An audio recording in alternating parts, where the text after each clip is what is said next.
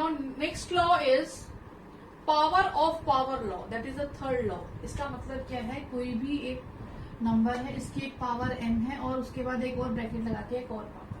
इसका मतलब ये है ये दोनों पावर्स जो हैं आपस में मल्टीप्लाई हो रही है, m इंटू n। तो अब हम एक एग्जांपल लेके समझते हैं।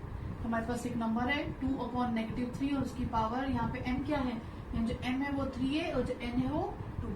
इसका मतलब क्या होगा 2/-3, 3 इंटू 2। यहाँ पे प्लस, यहाँ क्या गलती करते हैं बच्चे, प्लस कर देते हैं। प्लस नहीं करना बेटा, यहाँ पे मल्टीप्लाई करना है, अगर पावर टू दी पावर है तो ये आ जाएगा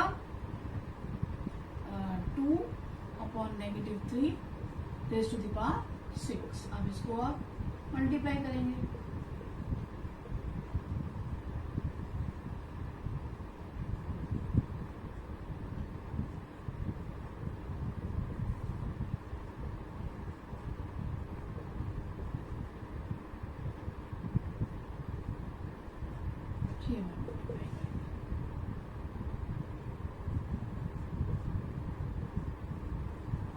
डिनोमिनेटर में -729 आया तो इसको हम न्यूमरेटर में ले जाएंगे।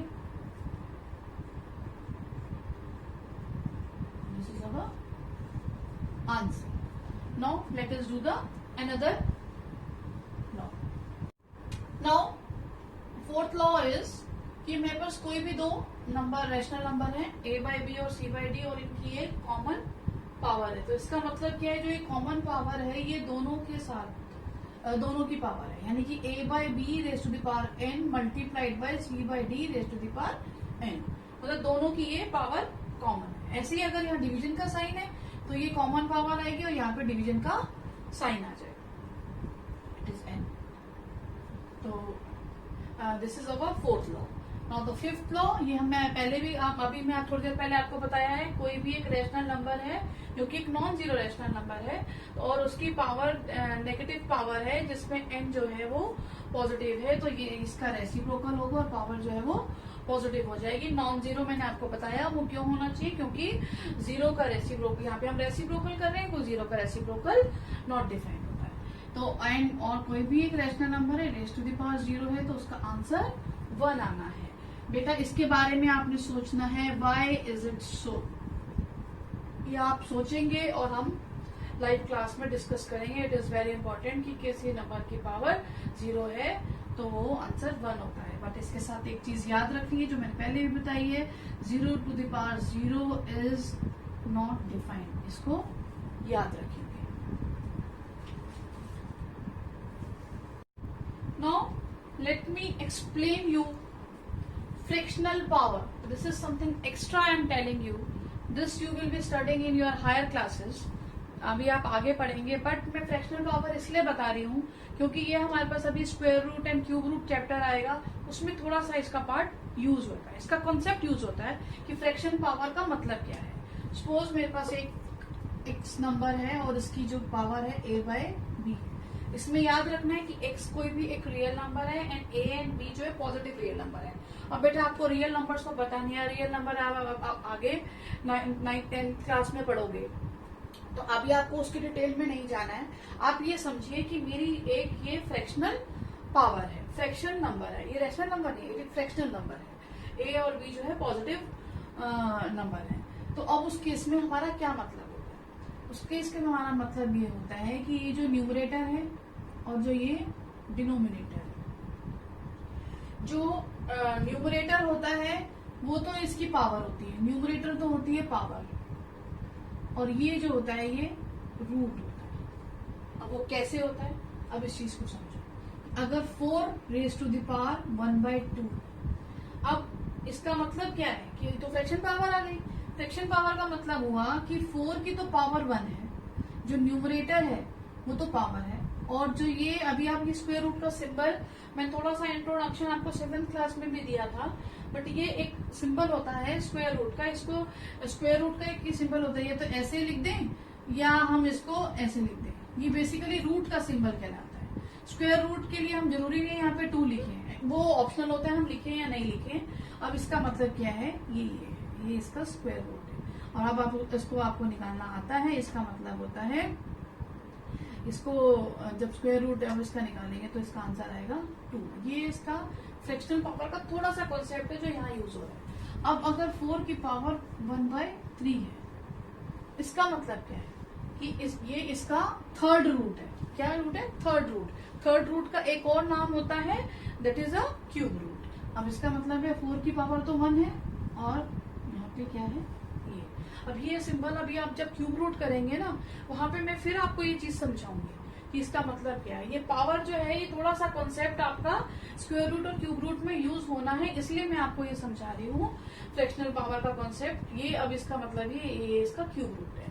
अब मेरे पास अगर एक ही क्वेश्चन है 4 3/2, अब इसका मतलब क्या है? इसका मतलब ये है 4 की पावर 3 है और ये इसका सेकेंड रूट है और इसको कहेंगे स्क्वायर रूट। इसको स्क्वायर रूट और इसको ऐसे करके भी लिख सकते हैं सिंपल, क्योंकि स्क्वायर रूट का ये जो आप ऐसे लिखें या ये सिंबल बनाएं, दोनों चीजें उसके बस स्क्वायर रूट के लिए ये वैलिड होती है। इसका मतलब ये यहाँ पे 2 ही होता है। ठीक है, अब इसका मतलब क्या है? 4 × 4 × 4 का स्क्वायर रूट। 4 4 सा 16, 16 4 सा 64। इसका आंसर क्या आ जाएगा? 8। स्क्वायर रूट निकालना थोड़ा सा हमने सीखा था 7th क्लास में, तो अभी और डिटेल में सीखेंगे नेक्स्ट चैप्टर में। तो इसका आंसर आएगा 8। ये इसे कहते हैं फ्रैक्शनल पावर। तो अब हम एक्सरसाइज की क्वेश्चंस करेंगे। Now exercise 2a, question number 2, first part. Here 5/3 raised to the power 2 and 5/3। देखो बेटा यहाँ बेसिस सेम है तो हमारी वो आइडेंटिटी लग जाएगी, पावर्स ऐड हो जाएंगी। यहाँ पे आपको लॉ जो है मेंशन करना है, याद रखेंगे लॉ मेंशन करना है आपको साथ में। यहाँ पावर्स ऐड हो जाएंगी, 2 + 2 4 और हम इसको मल्टीप्लाई करके ये आंसर निकल जाएगा 625/81। ऐसा सेम एग्जांपल मैंने आपको करवाया है। अब इधर एक पॉजिटिव पावर है और एक नेगेटिव पावर है, बेसिस सेम है। अगेन यहाँ पे आप लॉ को लिखेंगे, ये जरूर मेंशन करना है हर एक क्वेश्चन पे कि कौन सा लॉ आप यूज कर रहे हैं। तो 6 + -4 2 पावर आएगी, इधर मल्टीप्लाई करेंगे और ये आंसर आ जाएगा। Now let us do the next question. Now next question है क्वेश्चन नंबर 4 पार्ट नंबर 1। इधर देखो बेटा, एक नंबर है, ये एक रैशनल नंबर है, इसकी एक पावर है, पावर टू द पावर वाली आइडेंटिटी है। इधर देखो यहाँ पे अगर ये m है तो ये n है, ये दोनों की दोनों मल्टीप्लाई होंगी।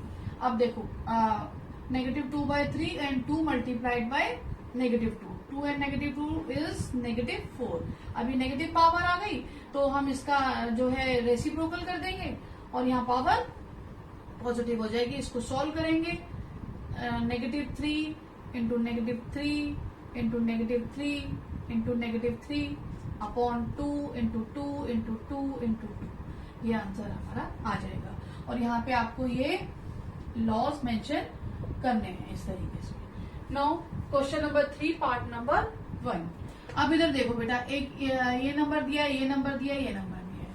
अब इसको सॉल्व करेंगे। यहाँ देखो ये पावर क्या है हमारी? नेगेटिव। तो इस जो अंदर नंबर है, रैशनल नंबर है, वो रेसिप्रोकल हो जाएगा, पावर हो जाएगी पॉजिटिव। यहाँ पे भी नेगेटिव पावर है तो अंदर नंबर जो है वो रेसिप्रोकल हो जाएगा और पावर हो जाएगी पॉजिटिव। अब देखो बेटा, इधर पावर होगी 0।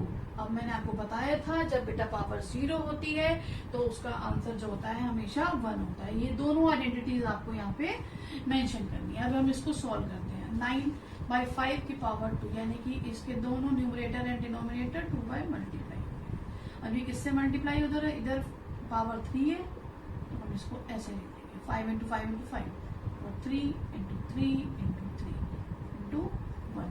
अब हम यहाँ पे कैंसलिंग कर सकते हैं तो हमें आती है।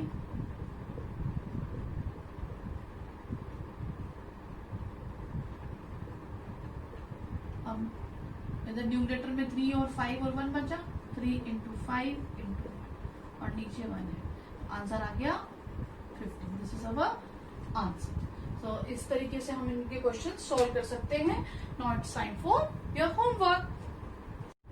Now in homework you have to note down the questions explained here as a homework and do these question number 1, these part, question number 2, these part, question number 3, these part, and question number 4, these part as a homework in your copy.